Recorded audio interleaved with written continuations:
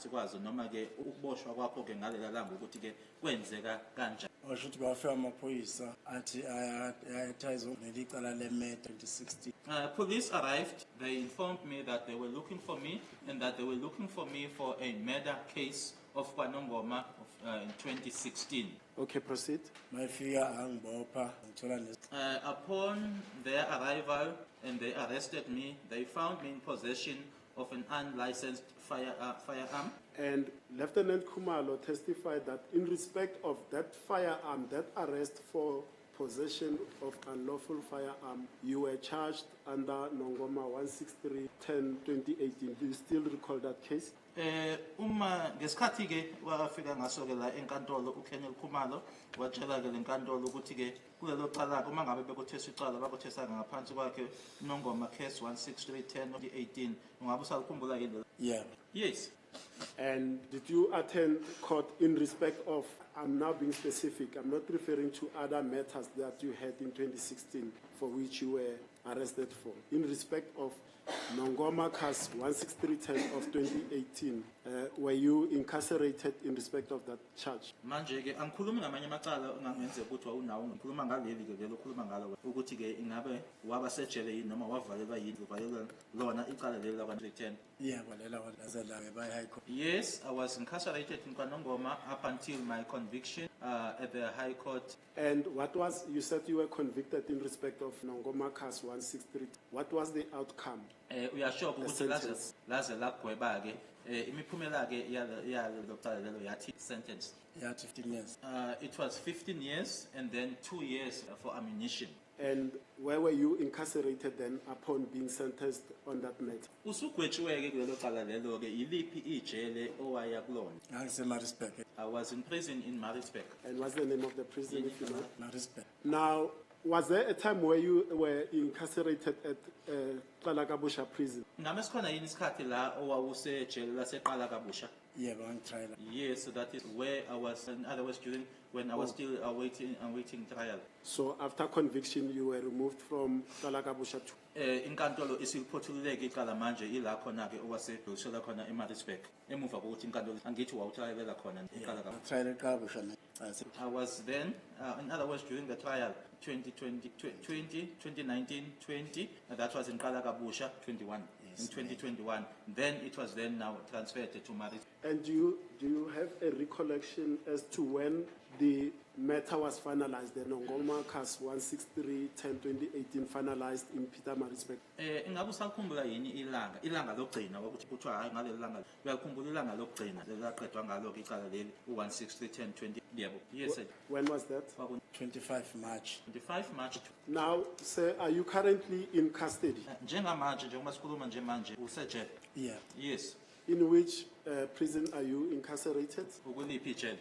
Engome. Engome in KZN. Now sir, let's take you back to 2020. Was there a time when you were approached by the investigating officers of Senzo Meyiwa case? Ake sihlehlele emuva ke manje ngo-2020 sikhona yini isikhathi la khona ke abaseshi becala leli lika Senzo Meyiwa beza kuwena noma baxhumana nawe? Yeah, babakhona. Yes. Do you recall the exact date or the month in 2020 when these officers came to?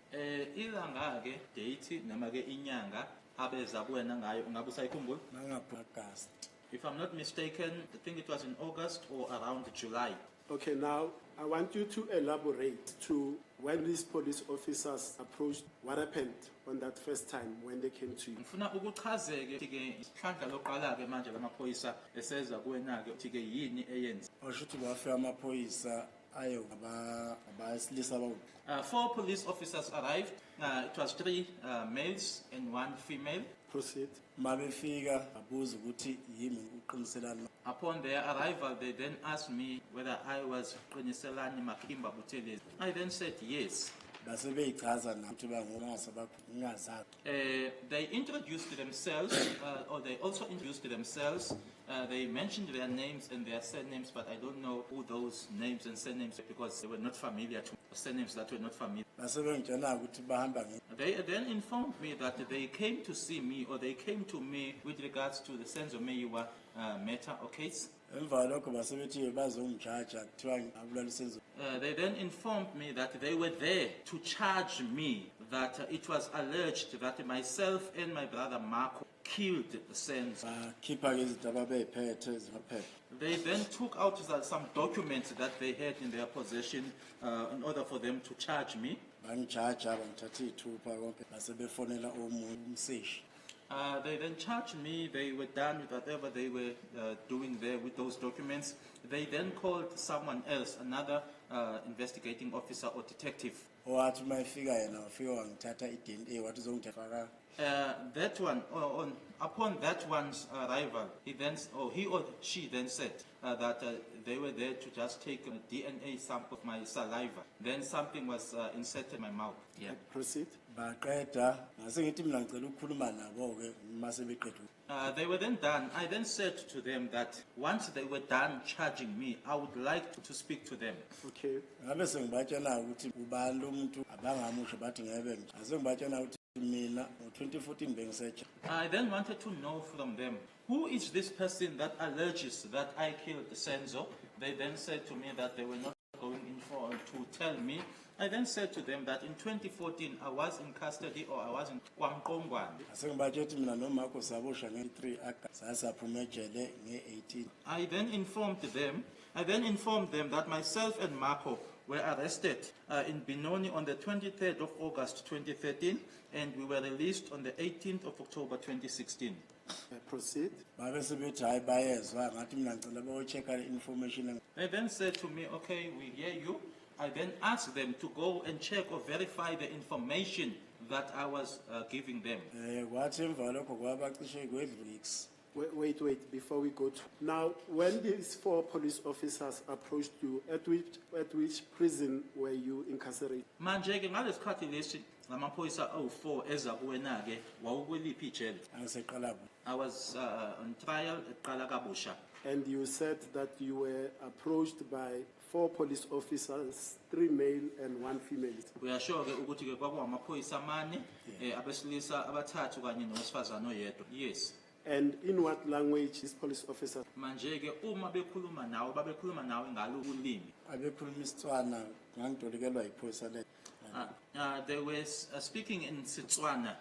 One of the prison authority was interpreting for me. And was there a particular police officer amongst themselves who was leading the questioning, the interviewing, the charging process, or did all of them speak to you? Manje ke kulamaphoyisa amane ayezile kuwena. Ngabe kwakunephoyisa okwakuyilona ke elalihola ke konke kwakwenzeka ukuzo ukucharge kanye noma babekhuluma bonke ngesikhathi. Owayebahola khona The one that was leading them, there was just one that was about lighter in complexion.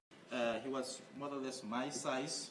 He's the one that was leading. And you say they told you in no uncertain terms that they are there to charge you for the Senzo Meyiwa case, correct? Uthi bakusho ke nje befika lokho bakutshena ukuthi babezokcharge wena lapho besokchargela icala lika Senzo. Yes, and that they also said that they had a witness who that particular witness told them that that witness was present and he was in our company or together with.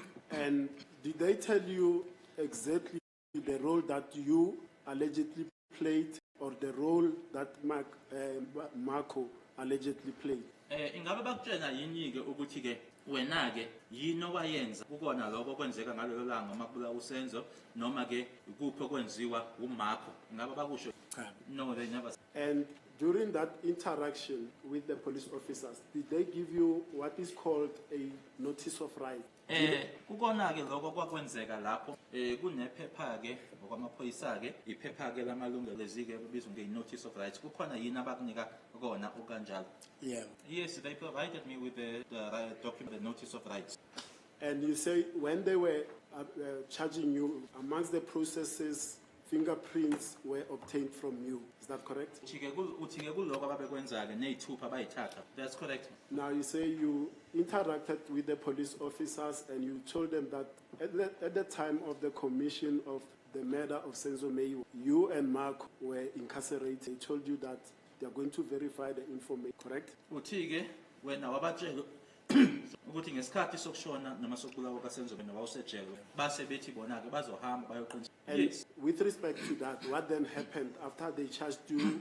You've explained to them that you and Marco were incarcerated. What then happened? Kwase kwenzekani-ke seqediwe yonke into-ke wathi-ke wena-ke ucela nje ukubabuza-ke noma ubatshele-ke ukuthi-ke wena-ke wawusejele nomakho ngaso sikhathi abahambe bayoqinisa lokho. Kwase kwenzekani-ke mapho sesikwaba u-2 weeks. if I'm not mistaken, it was 2 weeks. They came back. Yeah, proceed. Uma bebuya bafika ejele wasebusuku mapho mhlawumbe